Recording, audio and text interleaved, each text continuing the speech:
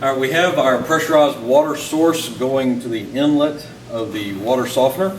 So step 35 is with the yellow valve handle facing to the right as shown. Connect the clear outlet hose from the water softener to the fill connection on the bottom of the water recovery system. This is a cam style connection. So you're going to have the cams, let me go ahead and show you that. You're going to have the levers all the way forward as you insert it, and then you're going to pull the cams backwards to lock it in place. Again, the yellow valve is on this right side, just so it doesn't hit that. Ensure the water recovery system drain valve is closed. So we got that closed. Then open the yellow valve on the end of the water softener outlet hose to allow water to flow into the tank. Once the high mark is reached, we're going to close the yellow valve at the end of the water softener outlet and disconnect the water softener hose.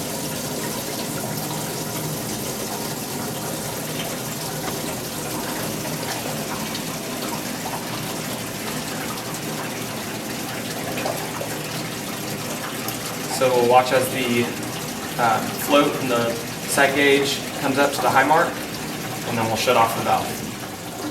All right, so we'll get a few drips when we disconnect this at the end, so it's nice to put a paper towel right there and catch your drips.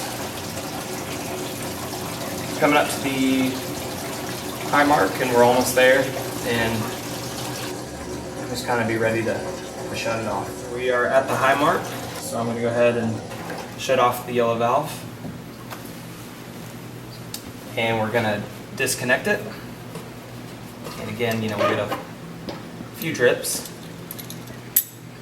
but there's a check valve behind this panel right here, so you won't get a ton of water flowing back out.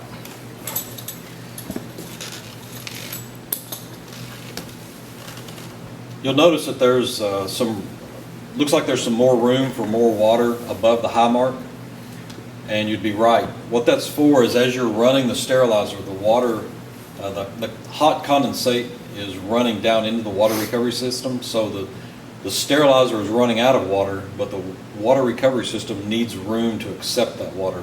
So as you're running cycles, the float on the water recovery system is actually going to start rising, so we've allowed some room for that. But running at the high on the water recovery system and then high on the sterilizer should be fine. All right, so now step 36. We're going to flip the power switch on the water recovery system to the on position. Okay, in the front of the sterilizer, we're going to close and tighten the chamber door.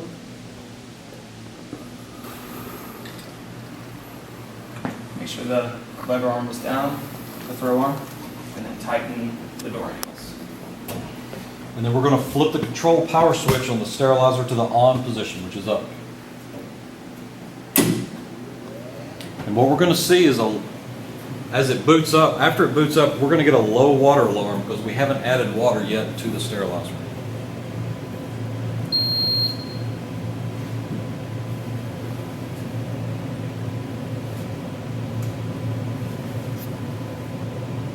As normal, you'll see the startup screens, and then after the PLC is done setting up, it'll recognize that we've not put water in the sterilizer main unit, and we just got the low water level alarm. There's one note: when the sterilizer is turned on and no water's in the jacket, this low water level alarm will occur, and the water recovery system will turn on. And then it turns off, as you see. The alarm will prevent the heater elements from firing, but it will allow the water recovery system to operate so that the jacket can be filled with water. Once there's water in the jacket, we can reset the alarm. If you reset it right now, you're just going to get another alarm. Very important, if you don't get this low water alarm, if it doesn't occur, you need to turn the sterilizer off immediately. This is to prevent damage to the heater elements, and you need to call a technician. Very important. If the heaters are running without water, you're going to overheat. One item on the indicator lights, there are 4 modes. Right now it's in the alarm mode, so you have a red light. There's a yellow mode for it's warming up, and there's a green light at the end of every successful cycle. When it's just sitting idling or when it's running, you have no light. Okay, so step 38.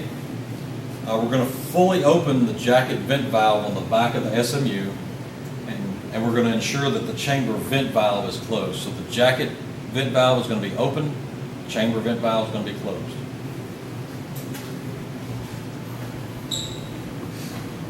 What this is going to do, it's going to allow the jacket to vent the air while we fill the water for the water recovery system. If you don't open this valve, you're going to pressurize the jacket with air, because there's air in there right now. We're getting ready to add water. So as you add water, it's going to be pushing air out through that vent.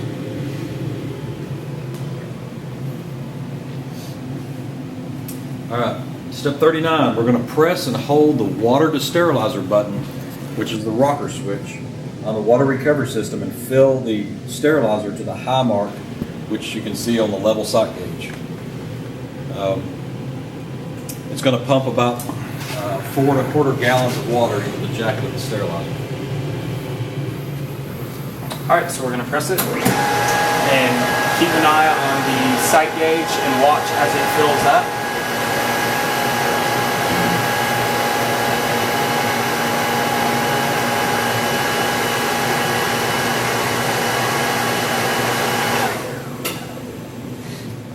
All right, so you'll notice if I press the switch right now, I cannot activate the motor to pump water into the sterilizer main unit.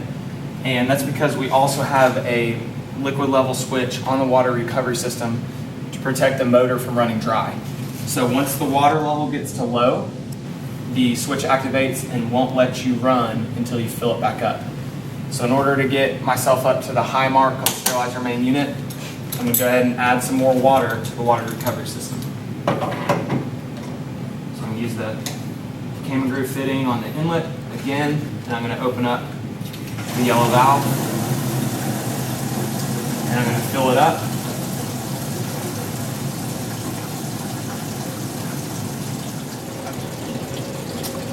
All right, so we're about there. So I'm going to close the valve. And I'm going to come over here back to the rocker switch, and it'll let me activate it now. So I'm going to press the rocker switch, and I'm going to go until I get to the high mark.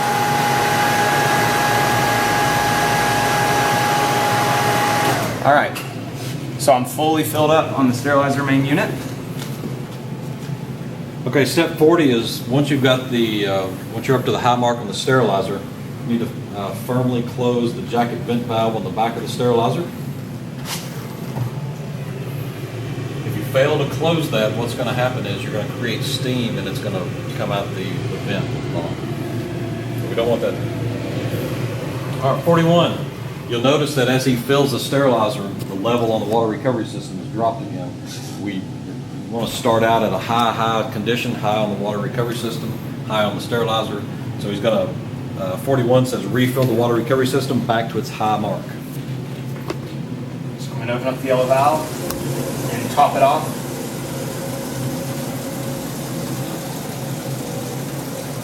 Just always want to start at the high mark, and once you're there, you're good. All right, the next thing we're going to do, we're going to go to the front of the unit. Okay, now that we're to the high mark on the water recovery system and the high mark for the water on the sterilizer, we're going to go ahead and reset the low water alarm. And once we hit reset, you'll notice there's a red light for the alarm right now. So go ahead and hit reset. So the indicator goes back to yellow. Yellow again means that the unit is warming up, so now the heaters are firing. We're starting to heat the water up. And it goes to the log screen. And the log screen is showing that the unit was warming up, and we got an O2 low water level alarm. It doesn't show anything for cycle time, exposure time, because it didn't get into that. So this is a typical alarm log screen that you'll see. Okay, since we do have water, we're off to the log. We're going to go on to step 42. So If you go back to the main menu, you'll see a note that says, after the chamber, can you hit it one more time? After the chamber is vented, please open the door to continue. So you actually have to open the door fully before you can get off this log screen. Okay. Now if you hit main menu, it'll take you to the main menu. And we're going to go through the setup because the setup of this could have gone to a different altitude. So we're going to do things like barometric pressure, make sure the time of date is right, could have been in a different part of the world. So we're going to go to setup.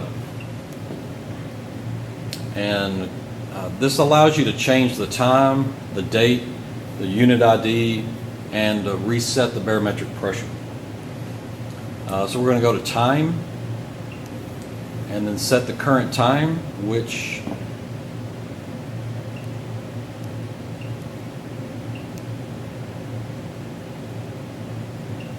okay, and hit enter to enter that. We can go to the date. If it's incorrect, we can change the date. That looks good. And the unit ID is set at 55. If you have, for example, 4 different sterilizers, you can name them 1 through 4.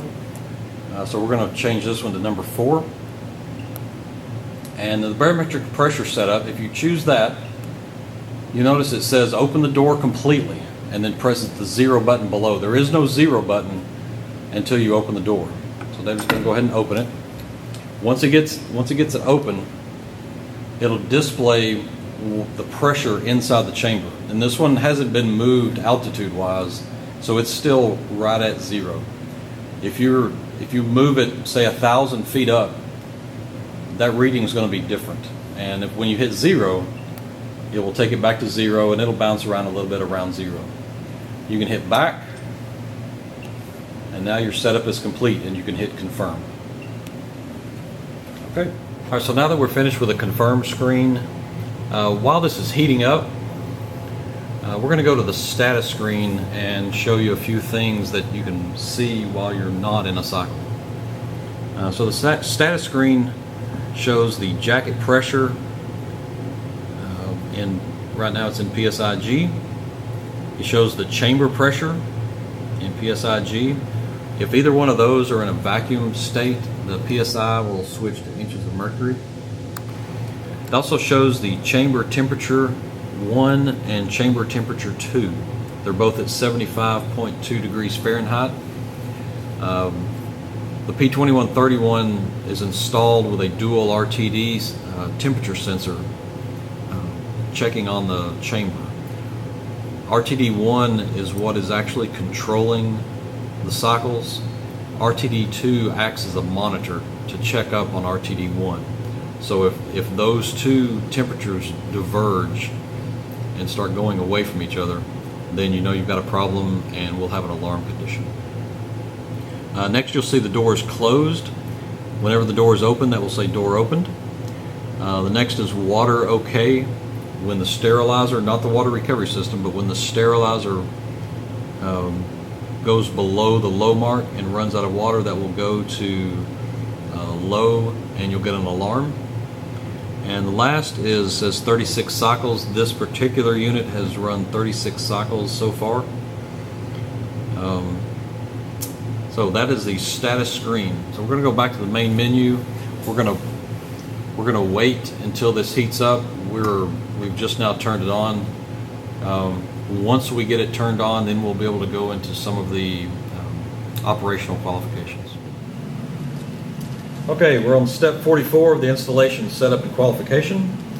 Perform the pressure safety valve test. For this, we're going to go to the maintenance section under pressure safety valve test, something that you should do every 2 months or upon the first startup after storage. We're going to pull and hold the pressure safety valve on the back of the sterilizer for 2 seconds to ensure it's not stuck. This should only be done when the jacket pressure is at normal set point pressure, which is about 28 psi. Big warning on this, there's a burn hazard. There's hot steam will flow out of the pressure safety valve toward the sterilizer when the ring is pulled. You should wear heat-resistant gloves and keep a safe distance from the valve to reduce steam exposure. Do not perform this test during a cycle. The safe position is where David is, directly behind. The steam is going to go toward the sterilizer and shoot out to the sides. We have a cloth draped over the back of the sterilizer to cover the perforations, just in case some of the steam wants to make its way into the sterilizer. David's wearing his heat-resistant gloves, which are required. He's wearing safety glasses, which are recommended but not required. But don't have anyone standing to the side of the sterilizer. All right, so he's going to pull it for 2 seconds, and it should produce quite a bit of steam. And now he's going to do it one more time just to show you.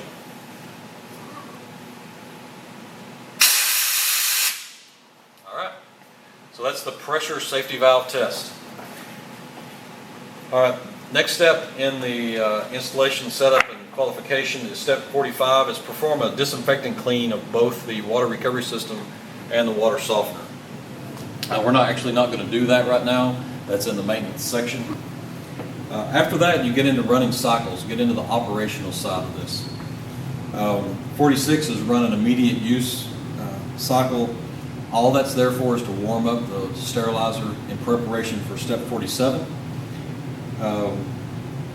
To ensure the entire system of valves, fittings, and hoses are airtight, you run a vacuum leak test. So you're warming up the sterilizer in step 46 with an immediate use cycle. And then 47, you're going to run a vacuum leak test. That makes sure everything's nice and tight. Number 48 is run 3 successful Bowie-Dick tests per AAMI standards and the test pack manufacturer standards. These tests will ensure that the air removal process during the pre-vac phase is working correctly. Number 49, as far as the performance qualification, you should perform these per AAMI SD79, per your procedures. We've got some recommended sterilization products in the technical manual, so you can reference that. When not in use, the sterilizer, the water recovery system, and the water softener should be drained completely to prevent potential growth of biological matter. The water softener can be drained by removing the hoses from the inlet and outlet and turning the unit upside down to allow all the water to drain out. So reference the checklist for transport and or storage. All right, so that completes the installation, the setup, and the qualifications of the P2131 sterilizer. Thank you.